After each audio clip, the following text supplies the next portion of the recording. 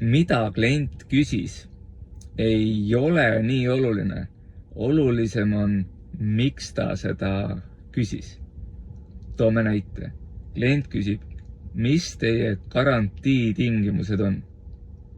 Automaatne reaktsioon on vastata.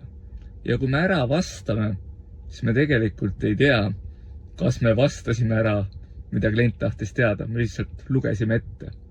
Selle asemel, et reageerida, äkki tasub küsida. Kas ma panen mööda, kui tunnen, et sa tegelikult otsid mingi konkreetsele asjale kindlust? Ja nüüd klient parandab või ütleb, et ma lihtsalt tahan teada, mida iganes see on, aga nüüd tekib selgus. Müügis on selgus kõige tähtsam, mitte jah või ei.